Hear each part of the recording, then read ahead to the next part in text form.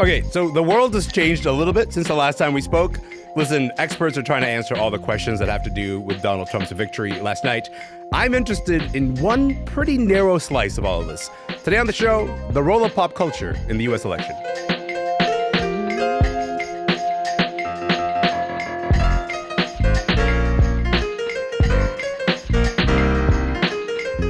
I'm Alamin Abdelmahmoud, and this is Commotion. Look, last night, one of the most chaotic and messy presidential races in recent U.S. history gave us this moment.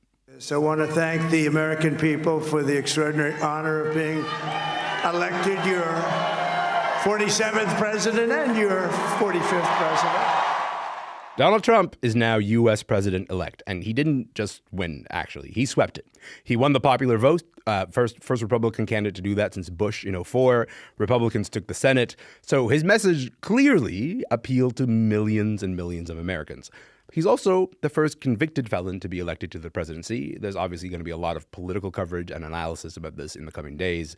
The part that we're interested in unpacking on this show is how this election ends up intersecting with pop culture. I think anything from the celebrity endorsements to the big viral moments that got us to where we are, there's a conversation to be had about how politicians use pop culture as a tool and whether that should change. Maybe it should change. Pablo the Don is here, Sachi Cole is here, and Rad Simon Pillay is here. They've got a lot to say about all of this. Pablo, Sachi, Rad, welcome to the show, friends. Hello. Hey. Hello. Sachi, I'm going to start with you, if you don't mind. How are you feeling after last night, pal? I feel pretty decimated. I am surprised at how badly it went. I wasn't, outrageously confident, but I didn't think that she would lose the popular vote. That's going to keep me up for the rest of my life. I feel pretty blue.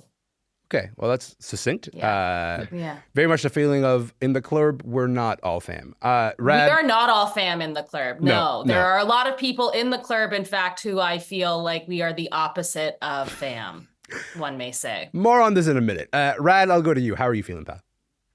I mean, despite my chipper demeanor, Elamine, I think I do feel a little dead inside. I mean, clearly I wasn't, I wasn't rooting for Trump, obviously, but I think now, I'm just like, well, now my concern is whatever the wins are that prevailed in making him president, what does that mean when those wins head this way, But at the same time, it's like, I also can't say I'm feeling crushed by Kamala losing because she never won me, Yeah, like there's a whole conversation, of course, to be had there, but it feels especially weird that I was never really rooting for her, even though, if we're talking about she's Tamil, half Tamil, right? So you would think I'd be excited. Oh, I mean, this is not to erase what she means to Black Americans, but having that sense of representation, you would think would get me excited. But if we were going to pull back this idea of representation, if we're going to pull that thread, then what does it mean to be Tamil? Well, I come from a community that has witnessed atrocities. I mean, we celebrate Tamil genocide awareness here in Canada, and so given Kamala and given how she handled the conversation around Gaza, it's not just that I didn't feel represented. I felt a sense of betrayal. So that's why, whether she won, how Trump wins, it all just kind of leaves me feeling hollowed. Pablo, can I just say, starting a radio show by asking people how they feel is always a risk because you might get decimated and dead inside as your starting points of the conversation. Can I just put it to you? I know that you were extremely online because so am I. You were watching all the sort of online reactions yesterday. What stood out for you as you're watching the sort of online energy, the online pop culture energy about this election yesterday? I mean, I think truthfully, the biggest thing that stood out was the palpable anxiousness through just tweets and posts and things like that. I think you couldn't cut the tension with a knife. And I think the sad realization that America doesn't run on Duncan, it runs on misogyny was probably the biggest takeaway from that. It was a scary time just to be on there and seeing people be so scared at 10 p.m., but then also freaking out at 1 a.m. It was just scary. It is. You and I are kind of a little bit conditioned to sort of assess the world through the social media moods and what we're seeing. And of course, I'm victim to my own filter bubbles in that regard. But just talk to me a little bit about your online feed, what you're seeing this morning, Pablo. I saw a good balance of things. Obviously, there were memes. I think the biggest one of the night might have been Elon Musk holding that kitchen sink in a edited picture of him in the Oval Office. Let that sink in. Yes. Yeah. Let that sink in. Yeah. Also, him posting his weird accomplishments at the same time, being this is going to be a great 4 years as he shows a rocket of SpaceX rockets as a picture. What does that mean? It was just either people were excited, people were sad, people were nervous. But I think the biggest thing was everybody felt nervous, no matter what side they were on. Nervousness and trying to crack jokes. I think a lot of people, obviously, I'm big into wrestling. A lot of people were on that wrestling side saying like 2028, when Trump abolishes election terms, him versus Obama. And that one did give me a bit of a chuckle because that's funny. And it was like funny. Austin versus The Rock, and that was funny. You know what? I can appreciate that one. I can get on board with this. I try to actively resist this, Sachi. I also have this tendency, I think, to maybe process the world a little bit through memes because I'm a 36-year-old man, and like that is the internet that I sort of grew up on. But we're sort of here to talk about the U.S. election through this lens of pop culture, and like we can't really dismiss the way that the moments on the internet kind of shaped this election. And I'm thinking here of moments that people thought were a big deal that in retrospect did not even end up being a big deal at all, because like Charlie XCX on a random afternoon tweeted that Kamala is brat, and the news spent 3 weeks talking about what that means. Yeah. And in the end, it like doesn't seem to matter. So what are you thinking about when it comes to like big internet moments, the ones that mattered and then the ones that actually in retrospect didn't matter at all? I mean, I'm sorry to bring you such bad news, but overwhelmingly the cultural moments we thought mattered didn't because she lost. Yeah. So all of the stuff that we've been talking about in the last few weeks around pop culture and around how it intersects with politics has been in the concept that she would probably win, that there was some inevitability that she might win. Lady Gaga can't be wrong. Rihanna can't be wrong. She's yelling at people on the internet about it yesterday. Yeah. Beyonce can't be wrong. She releases a music video that says, go vote.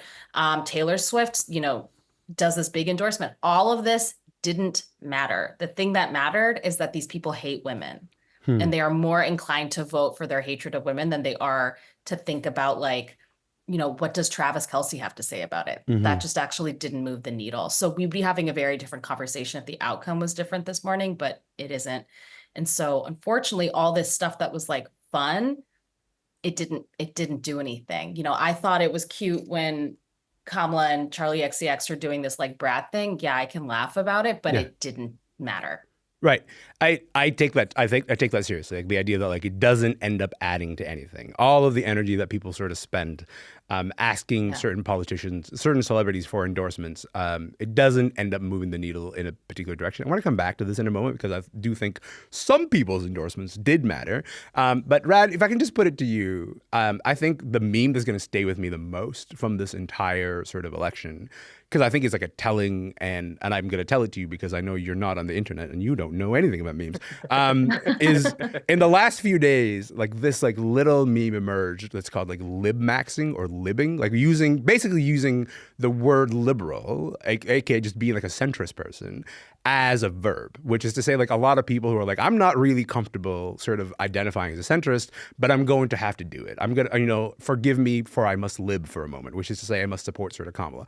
To me, that's like an interesting kind of variation of a political discourse that I haven't seen in a minute. And I think actually like we always underestimate the way that memes burrow their way and create new political language. But does that surprise you, the idea that like people sort of were making some jokes about being like, I guess for this day, I'm going to have to be a centrist, which is to say like hold my nose and vote for Kamala, and have that kind of emerge as one of the big sort of memes to come out of the last little bit of the election. Does that surprise you at all? Oh my! Well, first of all, I'm so glad you explained this. Literally, this is the first time I heard of this. I know. So I'm clearly not on the internet. I know who you are. You know what I mean? I bring you things. It's fine. But I mean, I feel like there's two things to unpack from that, like right there, because this idea of hold on, I have to be liberal for a minute, and this idea of like kind of warily voting, or people, like a lot of the conversations on the internet that I notice is like, even if you don't support all of these aspects for Kamala, like you still got to vote for her because she's the lesser of the two evils, so to speak, and like, I mean, and that's not inspiring passion. Right, we're talking about like, I think people have always vote with passion. I talk about this all the time when it comes to Oscars. Like, why? Oh, like it doesn't matter if you think that movie's bad. They were passionate about that movie. So same with like I think people vote with what they could believe in and what they're feeling. They're not voting with this idea of like, oh, well, just for like let me pick the lesser of two evils. In terms of the memeing and the memeing coming off as a conversation, like this is where I think everything gets screwy. And to add to like what Sachi was saying about like, you know, how the brat, the memes, none of it means anything. I know there's no value to any of it. I think Kamala got, or a lot, or the whole campaign got distracted with this idea that these memes actually are moving the needle, or that they can replace bringing anything of value to the conversation, right? And so that you get so carried away on your memes that you're not actually addressing what's hurting people. What, you know, and in fact, the one moment, like, I think the one you asked about, like, kind of the big internet moments, the one moment for me was I'm speaking. Which is, what was she doing? She was taking a meme from 2021. That moment that went viral when she shut down Pence by saying, "I'm speaking." She recycled that, but she recycled that to whom? To people who were actually hurting. And I think that's, if there was any pop culture moment that actually resonated and felt, that was the one. The context there, just for folks who maybe don't know that story, is that, you know, during the debate with Mike Pence, Kamala Harris was sort of, every time that sort of Mike Pence would try to speak at the time, she would sort of repeat this phrase, "I'm speaking, I'm speaking." In order to regain back control of the debate. But then it kind of popped up a bunch of times during Kamala rallies over the election, every time that there would be a protester, for example. I think like there were 3 or 4 instances of somebody saying, "Hey, what about Palestinians?" And she would sort of speak over them, say, "I'm speaking." And that became, I think, like an unfavorable kind of clip that traveled around. Pablo, do you want to talk a little bit about the internet moments for you that stood out over this election cycle? I mean, I think obviously Brat Summer was like the big one to Kamala. I saw so many like comma LA flags just where I'm at. So obviously it transcended what was on social, but as Scotchy said, it doesn't matter. She lost. So it was null and void, fell on deaf ears. I think some other things obviously were the remixes that Trump got to different things he would say. Dance Party with Beyonce was huge for the last 3.5 weeks. It was hilarious, but again, doesn't matter. She didn't win. I think also just I'm not regular MAGA, I dark MAGA from Elon Musk and him doing jumping jacks on stage, only for people to then realize he was actually trying to formulate an X to point to like the website, not him doing jumping jacks. I think those moments are going to be the ones that hallmark this entire election season. But again, they don't matter because he won. And lastly, I think probably Joe Rogan's last minute endorsement probably will have a bigger effect than people think. That last minute, Elon Musk has changed my mind endorsement. Whoa. So the comment you're referring to came from Joe Rogan's podcast on Monday, the day before the election. And this is what I wanted to go back to, Sachi, is like we talked about this idea of like, you know, whether celebrity endorsements matter or not. And Kamala had Beyonce and Taylor and Charlie XCX and this whole brat thing. Trump, in his corner, he had Elon Musk, he had Hulk Hogan, he had Dr. Phil, he had Kid Rock. But one of the things that he had is like Theo Von and Joe Rogan. And to me, there is something about the presence of Joe Rogan. There's something about the presence of Theo Von in this conversation that is actually like making me rethink about the echelons of celebrity endorsements that actually do matter or can move the needle in this moment. Because we tend to think of the Taylor Swifts and the Beyoncés as this sort of like from the top of the mountain, you know, speaking down kind of thing. I think Joe Rogan and Theo Von do a different thing. I think they reach a different audience in a particularly like effective way. And we cannot, I think, dismiss the idea that like even though Joe Rogan's endorsement came the day before the election, it played a role in this. It played a role in sort of like this entire cocktail of the energy sort of going to Donald Trump. So when you think about that, does that make you rethink about like the pyramid of celebrity that we think about? Because I think we often underestimate the presence of the Joe Rogans and the Theo Vons versus like the Beyoncés and the Taylor Swifts.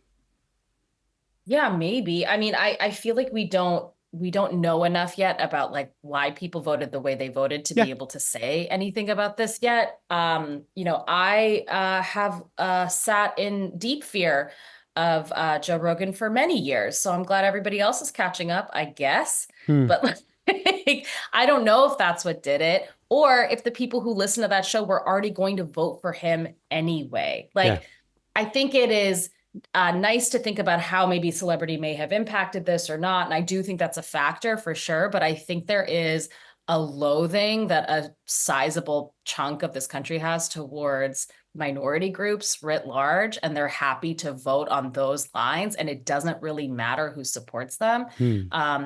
You know, I think Taylor Swift is a really powerful billionaire, but I think Elon Musk is a more powerful billionaire. So she lost in the race of, you know, billionaires effectively. I should note, like, we are in like the hazy hours, just literal hours after these results come in.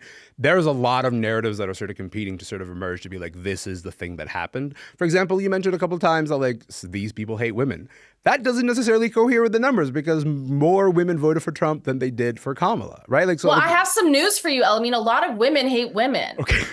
So like a lot of white women really hate women. So I don't know what to tell you. Like it's not like you can't have both. You can. We had it in 2016 and we're having it again now. But being a woman does not mean that you are immune from self-loathing. Promise you. And I will take your point, and I will leave that there because I don't think that's a thing that I can speak to. No, probably not. No, huh? and it's best that I don't speak to it. Pablo, I want to talk a little bit about the pressure on celebrities in these moments, because I think from everything that we just said about this idea of like, we really believe in the celebrity as a tool in these elections. And I'm thinking here of like all the pressure that Chappell Roan got to be like, hey, make an endorsement. Hey, make an endorsement. And she regularly and consistently was like, no, I don't think I will. And these are the reasons that I won't. But when you think about the pressure that sort of like mounted and mounted and mounted, and that was pressure over literally months, because like, hey, you're the biggest star on the planet. What do you want to do with this entire spotlight that you have? Did that pressure apply to Chappell? Did that feel fair to you? No, I think in most cases for most celebrities, I feel like if they aren't someone who has hinged their entire celebrity on being this person to go to for political views or things, why are we now wondering what they think? I think we like to play this interesting like morality game as a country, as a people, that if this person tells me who they vote for, maybe then I will continue support. But the truth of the matter is you're only looking for that confirmation so you don't feel guilty about still liking them if they don't do the things that you want them to do.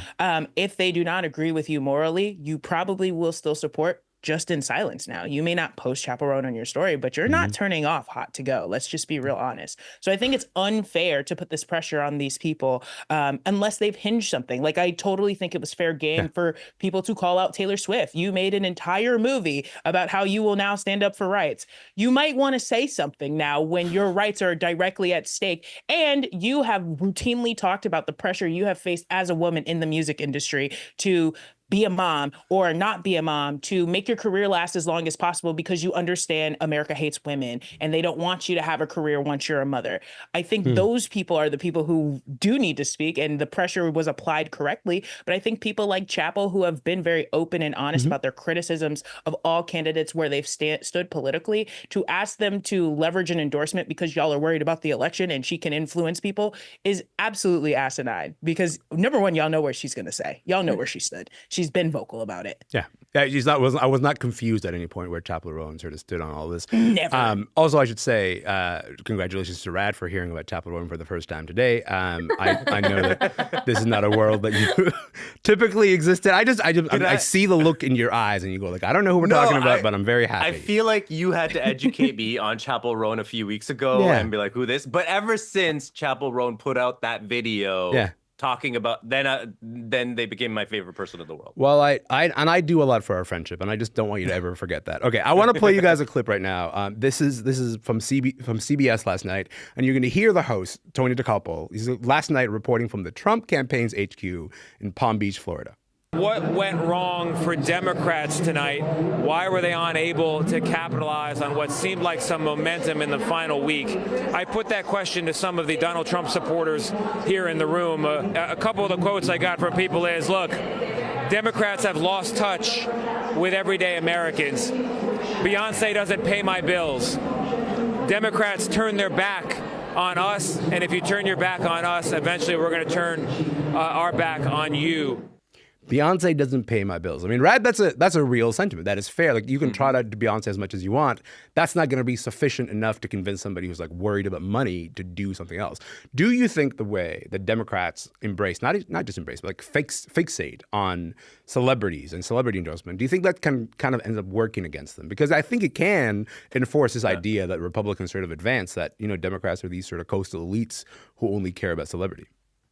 Well, I don't know that it works against them, because if anyone's going to hold it against them, that person was never going to vote for the Democrats anyway, is my feeling on that. But I do think that, like, it certainly confirms this idea that Democrats are part of this coastal elite with Hollywood that's trying to infect the world with the woke mind virus and all of that. And again, if you're someone who believes that, you were never voting for them anyway. Sure. Right. But and of course, I see the tactic. Like, so like on the one hand, I don't think it hurts them. On the other hand, I see the advantage of why they do it, why they want these celebrities like Taylor Swift and stuff, because they're trying to reach these younger voters and remind these younger voters, like, you know, you're getting Sabrina Carpenter to enlist all these people to vote. Like, I see the advantage in that. Yeah. But at the same time, it comes with a certain hollowness, because it's like, oh, great, I'm voting for that espresso. Like, really, right? But the thing is, it's like, I mean, this is what, going back to what you guys were talking about earlier. It's like, yeah, of course, Joe Rogan's going to have more influence, because Joe Rogan is talking about real things with them all the time, whether you like it or not. Like, those are the people they're having conversations with. They're not having a conversation with Queen Bee. They're exalting Queen Bee, but they're not actually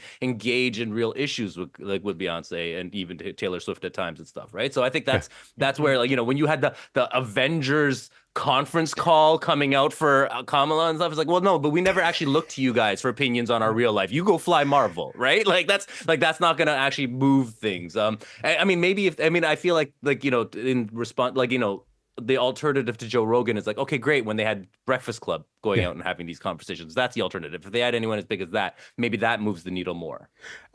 First of all, I just want to note that Sachi was sort of shaking her head as you were mentioning the Avengers call, which is, that's a real video that the Democrats put out last week. It was a video of, like, all the cast of the Avengers on this video call with each other, trying to come up with a new slogan. They ended up with "Down with Democracy." But Mark Ruffalo was like, maybe not this, maybe not, maybe this is not the slogan. Also, I just want to say, Rad, I appreciate you stretching and referencing Sabrina Carpenter. I know that's really hard for you to be sort of in the current zeitgeist. Do you do you not own a TV or something? Like, what's going on? Very tunnel vision in my area, and I don't. Okay. Me being here was like, why are y'all even getting me? Okay. You know, and you know, cool. you should stream short and sweet. But this is for a later conversation. Okay, Pablo, I want to maybe let's end on this. Let's end on this idea that in 2008, when Barack Obama became president, actually when he just became the candidate, I think he used social media in a different way to engage voters. And like, now we kind of look at the legacy of that, and we think 16 years later, the role that social media plays in all of this has clearly kind of changed. How are you feeling, you think, about the role that social media plays in shaping the political zeitgeist? Because it is a much more powerful tool than it was in 2008. And I'm not entirely sure that's for the better. I mean, I think the thing I keep going back to is this idea of perceived authenticity, what we as voters, people, Americans look at as being authentic. Unfortunately, I think I'm in the same boat. I don't see Beyonce throwing out a music video telling us to go vote as authenticity. I look at that as, okay, thanks. You don't talk to us. You don't give us interviews. You don't even put out visuals for your own albums. And now you want me to believe that when you trot yourself. No, I'm mad about her. I'm mad Still about mad that with one. the She needs visuals. to drop the visuals. She does. Like, then She does. then you come on Halloween and you dress up as Pam Anderson, and then you're like, hey, and by the way, vote because me and Kelly Rowland are out here. Girl, you haven't spoke to me in months. The last time you spoke to me, you tried to get me to buy a $95 bottle of whiskey. Please, like, come on now. So it's just like this idea that people are following what they perceive as being authentic, whether that's Joe Rogan's tweets, Elon Musk running amok over there on Twitter. I'm telling you, I think the random person who has consistent viral tweets on Twitter might have more power than Beyonce in swinging elections at this point. Like, definitely a theory in my head, but when these celebrities are the people we're looking at for endorsements, but we also sit online all day talking about how we don't believe anything that comes out of their mouth. We know that they are billionaires only trying to make money off of us. Then what makes it seem like when they throw an endorsement out via a tweet or via a video that I'm suddenly now going to believe this person's being 100% authentic? I just really appreciate that in a conversation about the role of pop culture and the election, you're like, Beyonce, where are the visuals? Like, that's, you know what that is? That's range and that is talent. Point. I have my foot on her neck until I get them. They're right, they're not, and speak on it. Okay, I don't have time. I don't have any more time, so I have to leave it there. But Sachi and Rad and Pablo, this has been a delight. I appreciate you being here. Thank you for your time. Thanks for having us. Thank you. Thank you. Paolo the Don is a culture critic and part of Those Wrestling Girls podcast. They are in Springfield, Massachusetts. Sachi Cole is a senior writer at Slate and the co-host of Scamfluencers. She was in New York City. And Ryan Simon Pillay is a freelance film critic and whose work shows up at the Globe and Mail and CTV and right here on Commotion. For the most part, when it comes to pop culture, he's a hopeless case, but we love him anyway. He was in Toronto. For more coverage of the U.S. presidential election, head over to CBC News or CBC Gem. That is it for the show today. My name is Alamin Abdel Mahmoud. This show is called Commotion. We're going to be back tomorrow. I'll see you then.